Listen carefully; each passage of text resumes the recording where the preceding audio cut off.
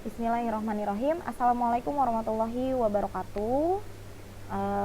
Alhamdulillah kita kembali bertemu di pembelajaran IPS kita kali ini.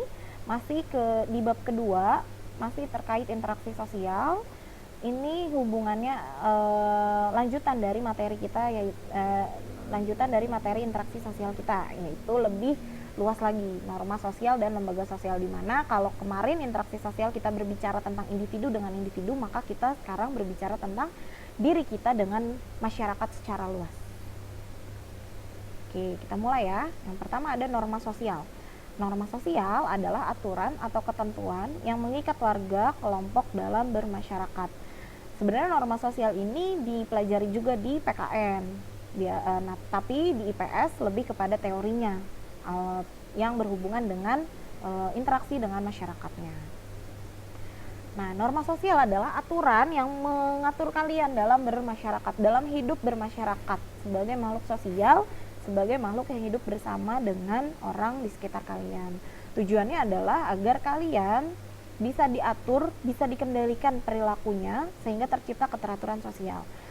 Tujuan kedua, ada paduan, ada tatanan, dan ada pengendali tingkah laku. Jadi kalian tidak semena-mena dalam berhubungan dengan teman kalian, dengan guru kalian, dengan orang tua kalian atau orang di sekitar kalian. Ada normanya, ada aturan yang mengikat, ada hukuman atau sanksi yang akan diterima oleh kalian kalau kalian melanggar norma tersebut atau peraturan tersebut.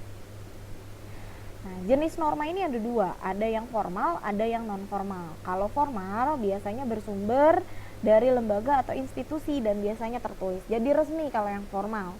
Misal kalian bersekolah di SMP Tegamel Akhlak, ada aturannya, tidak boleh ini, tidak boleh ini, tidak boleh ini. Nah, itu tertulis. Ada tata tertibnya. Biasanya terjadi di suatu lembaga.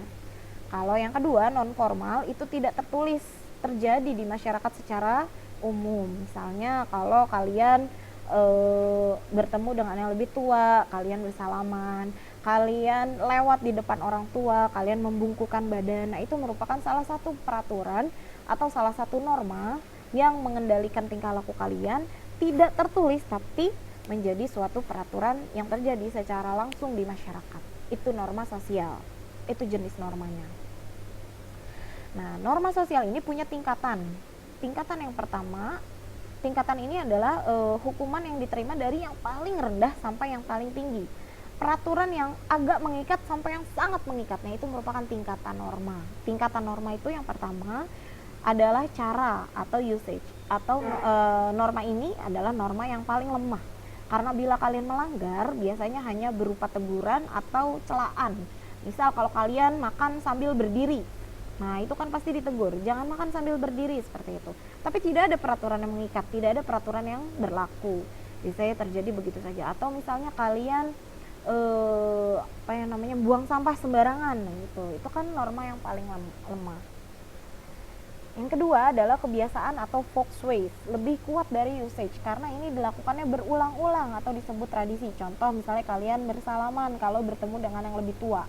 Kalau misalnya nggak salaman, kalian lagi pergi ke pertemuan keluarga, kalian bertemu dengan kakek kalian, nenek, bibi, tante kalian misalnya, tapi kalian nggak melakukan kebiasaan ini atau tidak salaman, nah biasanya akan ditegur oleh orang tua kalian. Itu merupakan salah satu norma atau peraturan yang mengendalikan kehidupan kalian. Yang tiga yang agak mengikat adalah tata kelakuan atau mores, di mana norma yang diterima masyarakat secara sadar ataupun tidak sadar dan dia jadikan sebagai alat pengawas atau kontrol. Misalnya mencuri, berjudi, misalnya di dalam suatu wilayah kedapatan ada yang mencuri, tidak ada peraturan yang tidak boleh mencuri, biasanya tidak ada ya. Biasanya mencuri adalah sesuatu hal yang memang menjadi aturan bagi masyarakat, bukan sebagai aturan yang mengikat, tapi memang aturan yang tidak diperbolehkan, sangat dilanggar di sebuah masyarakat. Nah, itu merupakan norma yang secara sadar ataupun tidak sadar dijadikan sebagai alat pengawas atau kontrol. Kalau misalnya ternyata memang terjadi atau kejadian, biasanya ada hukum yang berlaku. Lalu yang terakhir, tingkatan yang paling mengikat adalah adat istiadat. Tidak tertulis tapi malah mempunyai sanksi yang sangat tegas. Contoh misalnya di daerah Lampung ada peraturan tidak boleh bercerai. Kalau misalnya bercerai maka akan diusir dari kampung tersebut. Contoh yang kedua, misalnya kalian ke Aceh, Di Aceh semua wajib memakai hijab atau jilbab. Kalau kalian tidak memakai hijab, maka nanti akan dibawa ke yang ini, ya, dibawa ke pihak yang berwajib di sana, karena kalian melanggar peraturan yang terjadi di sana. Seperti itu merupakan adat istiadat. Nggak ada tertulisnya, tidak ada, tapi malah ada sanksi yang sangat tegas. Nah, norma biasanya berkaitan erat dengan lembaga sosial. Kalau norma itu sifatnya kepada diri kalian pribadi, kalau lembaga sosial itu adalah himpunan norma dari segala tingkatan yang berfungsi untuk memelihara hubungan tersebut. Jadi lembaga sosial ini ada untuk menghimpun norma-norma yang tadi sudah kita sebutkan, dari norma cara, kebiasaan, tata kelakuan, dan adat istiadat. Itu biasanya ada di sebuah lembaga. Lembaga itu kan berarti suatu hal, suatu hubungan masyarakat secara luas lagi gitu, bukan dengan diri kalian pribadi, tapi dengan orang di sekitar kalian. Nah, lembaga sosial itu ada 5 ya. Lembaga sosial itu ada lembaga keluarga, ada lembaga agama, lembaga pendidikan, lembaga ekonomi, dan lembaga politik. Kelima hal ini merupakan lembaga sosial yang ada di sekitar kita. Fungsi dari lembaga sosial adalah memberikan pedoman pada anggota masyarakat bagaimana harus bersikap atau bertingkah laku. Yang kedua, menjaga keutuhan masyarakat yang bersangkutan dan menjadi pengendali sosial yang ada di masyarakat.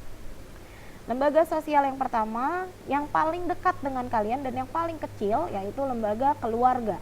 Karena keluarga adalah unit sosial terkecil di masyarakat.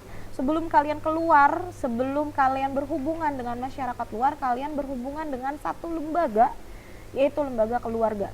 Di mana di lembaga keluarga juga punya norma-norma yang harus kalian patuhi. Salah satu contoh normanya adalah kalian menuruti apa kata orang tua kalian. Itu kan norma atau peraturan yang diberlakukan oleh orang tua kalian.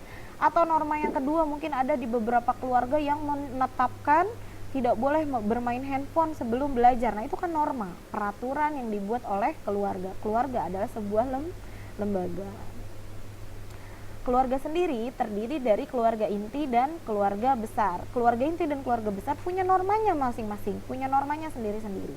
Keluarga inti biasanya terdiri dari ayah, ibu, dan adik atau kakak kalian. Itu keluarga inti. Kalau keluarga besar sudah ditambah oleh kakek, nenek, bibi, paman, dan lain-lain. Fungsi dari lembaga keluarga adalah yang pertama, fungsi reproduksi, di mana dari keluargalah tercipta keturunan-keturunan. Kalian punya adik, nanti adik kalian punya adik kalian lagi punya adik, atau kalian punya kakak. Nah, itu kan berarti ada keturunan-keturunan yang dihasilkan oleh sebuah lembaga keluarga. Yang kedua, fungsi perlindungan, di mana orang tua kalian melindungi kalian dimanapun berada. Salah satu contoh fungsi perlindungan adalah kalau kalian sekolah, diantar dan dijemput, itu salah satu fungsi perlindungan, di mana orang tua kalian melindungi kalian dari segala macam hal mara bahaya. Itu adanya di mana? Adanya hanya di lembaga keluarga. Kalau lembaga secara umum nggak ada fungsi perlindungannya, seperti itu. Ada, tapi mungkin tidak terlalu detail seperti keluarga kalian. Yang ketiga, fungsi pendidikan. Fungsi pendidikan di sini tidak serta-merta yaitu dengan cara mengajarkan kalian matematika, IPS, IPA, dan lain-lain. Bukan. Fungsi pendidikan di sini lebih kepada pendidikan secara secara sikap kalian. Contoh, kalau kalian masih kecil belum bisa berbicara, belum bisa berjalan, siapa yang mengajarkan? Siapa yang menjadi guru pertama kalian? Itu adalah orang tua kalian. Itu adalah fungsi pendidikan yang ada di sebuah lembaga keluarga. Ada nggak di lembaga lain? Nggak ada, adanya hanya di lembaga keluarga. Terus fungsi ekonomi. Fungsi ekonomi itu contohnya, misal kalian nggak bisa kan minta jajan sama orang lain. Pasti kalau kalian ingin sesuatu atau butuh sesuatu, mintanya sama orang tua kalian. Itu fungsi ekonomi dari sebuah lembaga keluarga, di mana orang tua kalian menjamin keuangan kalian dari mulai kalian lahir sampai kalian bisa menghasilkan uang sendiri. Itu fungsi ekonomi dari sebuah keluarga. Kalian sekolah, disekolahkan, kalian jajan, diberi jajan, misalnya seperti itu. Itu fungsi ekonominya. Fungsi afeksi, apa itu fungsi afeksi? Fungsi afeksi adalah fungsi yang hanya ada di lembaga keluarga, yaitu kasih sayang. Tidak ada yang sayangnya lebih baik atau lebih banyak daripada keluarga kalian. Kalian ketemu teman kalian ketemu guru kalian, pasti memberikan kasih sayang, tapi tidak seperti keluarga yang memberikan fungsi afeksi. Itu adalah fungsi kasih sayang. fungsi pengawasan sosial, di mana orang tua kalian protektif banget nih sama kalian. Kalian merasanya bahwa kok saya diatur-atur begini ya, nggak boleh begini, nggak boleh begitu. Itu salah satu fungsi dari sebuah lembaga keluarga, di mana orang tua kalian ingin kalian berada di jalan yang lurus, bukan sesuatu yang negatif, seperti itu. Terakhir adalah fungsi pemberian status. Alhamdulillah kita masuk ke dalam sebuah lembaga keluarga. Statusnya jelas. Kalian anak dari ibu ini dan bapak ini misalnya. Kalian lahir pada tanggal sekian di sini ada statusnya. Statusnya itu dilihat dari mana? Dari kartu keluarga, dari akte keluarga. Itu adalah status kalian dari sebuah lembaga keluarga. Itu lembaga keluarga. Lembaga yang kedua, lembaga agama. Lembaga agama adalah sistem keyakinan dan praktek keagamaan dalam masyarakat. Nah, jadi dalam satu agama itu ada normanya masing-masing. Unsur dari sebuah agama adanya kepercayaan, adanya simbol agama. Contoh simbol agama misalnya kita memakai hijab, kita pergi ke masjid. Masjid adalah simbol dari sebuah agama Islam misalnya. Lalu ada praktik agamanya, sholat, tilawah. Nah, itu praktik dalam sebuah keagamaan, ada di sebuah lembaga agama. Ada umatnya, ada yang mengikuti agama tersebut. Nah, itu salah satu unsur dari lembaga agama. Ada pengalaman agama tuh contoh dari kita ya, rukun Islam, yaitu melaksanakan puasa. Itu kan pengalaman atau kebiasaan-kebiasaan yang dilakukan dalam sebuah lembaga keagamaan. Fungsinya apa sih lembaga keagamaan? Yang pertama sudah pasti mengatur hubungan kita dengan Tuhan kita, Allah Subhanahu wa taala. Nah, itu salah satu fungsi dari lembaga agama. Kalau kalian tidak masuk ke dalam sebuah agama, maka tidak ada yang mengatur hubungan tersebut. Sumber pedoman hidup, bingung nih kemana harus cari cari pedoman. Lagi ada warisan yang harus diberikan kepada beberapa anggota gitu. Dari mana nih sumber pedomannya? Dari mana nih aturan yang mengikatnya biar kita nggak serta merta gitu. Nah, itu diatur oleh sebuah lembaga agama. Sumber pedoman kita Al-Quran dan As-Sunnah. Yang ketiga, pedoman keyakinan. Di sebuah lembaga agama meyakinkan kita tuh bagaimana Tuhan kita yaitu Allah. Walaupun kita sholat 5 kali dalam sehari, kita bukan hanya sekedar melakukan sholatnya aja, tapi kita yakin bahwa kita menyembah Allah Subhanahu wa taala. Itu adalah pedoman keyakinan. Pedoman kebersamaan, kita saling menanggung nasib dari saudara muslim kita. Misalnya saudara muslim kita yang di Palestina, atau misalnya ada yang di Indonesia tapi tidak lebih beruntung dari kita. Nah, ada yang namanya sedekah, infak. Nah, itu merupakan salah satu fungsi lembaga agama yang melalui pedoman kebersamaan. Pedoman keberadaan, kita tahu kita diciptakan oleh Allah, kita tahu lingkungan kita diciptakan oleh Allah. Nah, itu merupakan pedoman keberadaan yang diyakinkan oleh lembaga agama.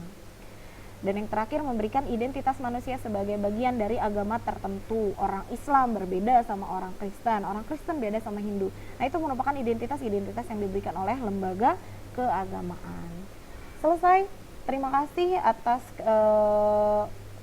kesempatan kalian dalam menyimak video ini. Tolong apa-apa yang tidak ada di buku paket kalian, tidak ada di catatan kalian, tolong kalian catat, tolong kalian tulis yang penting atau poin-poin yang penting.